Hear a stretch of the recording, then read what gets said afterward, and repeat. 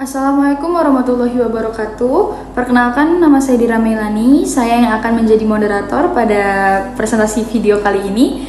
Jadi, izinkan saya untuk memperkenalkan anggota kelompok saya terlebih dahulu. Jadi, yang pertama ada saya sendiri, Dira Melani, selaku moderator. Yang kedua ada Nadila Rahmawati, dan yang terakhir ada Restu Arifian. Oke, tanpa berlama-lama, mari kita lanjut ke materi presentasinya. Yang pertama ada latar belakang. Pertama, perbankan syariah beroperasi berdasarkan prinsip Islam, bebas riba, gharar, dan masyir. Yang kedua, menjadi alternatif layanan keuangan sesuai syariat. Yang ketiga, Indonesia memiliki potensi besar karena mayoritas penduduk beragama Islam.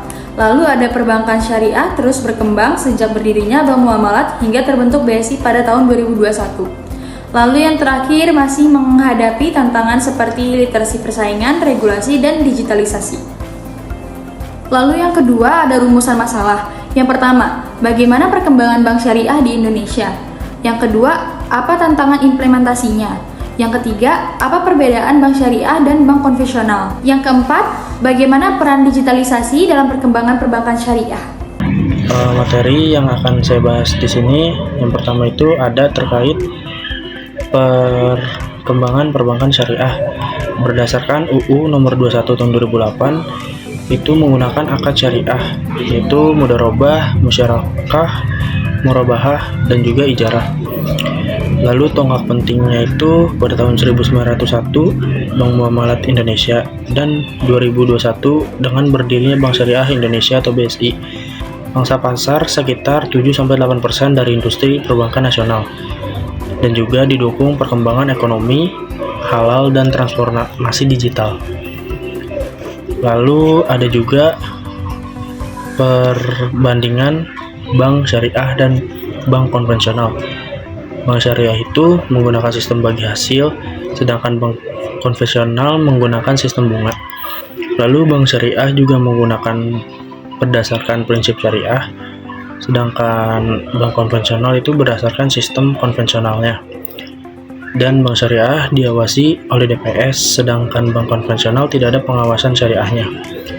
Dan bank syariah juga berinvestasi pada sektor halal, sedangkan bank konvensional tidak dibatasi sektor halalnya. Lalu ada juga kelebihan dari bank syariahnya.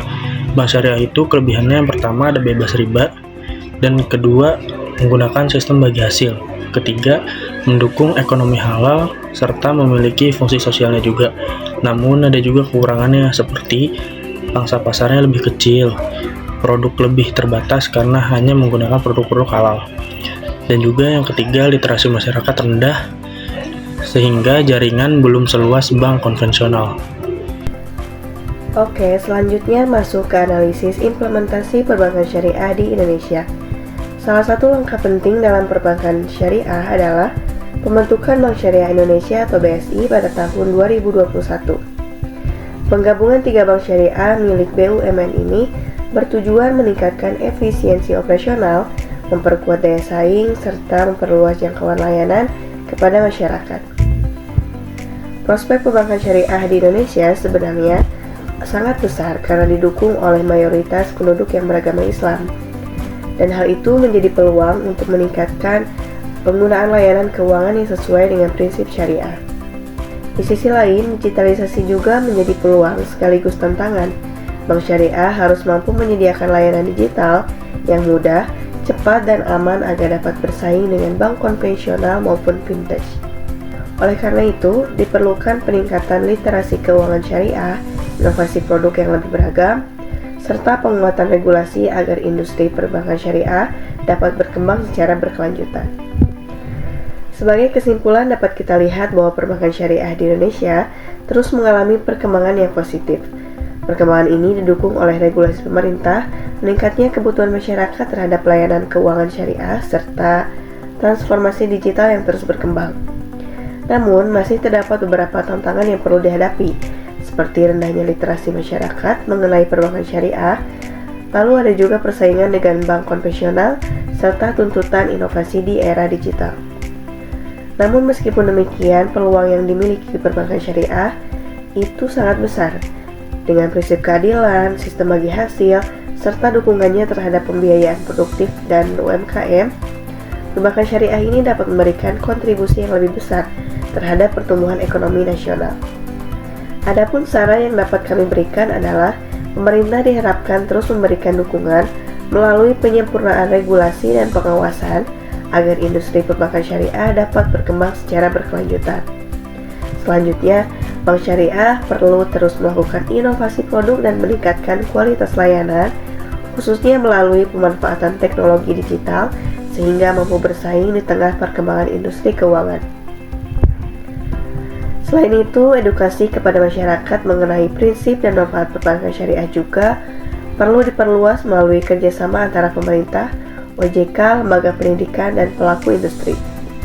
Terakhir, Bank Syariah diharapkan dapat memperluas jangkauan layanannya sehingga ke berbagai daerah serta meningkatkan kualitas sumber daya manusia agar mampu memberikan pelayanan yang profesional dan sesuai dengan prinsip syariah. Demikian presentasi dari kelompok kami mengenai studi kasus implementasi perbankan syariah di Indonesia.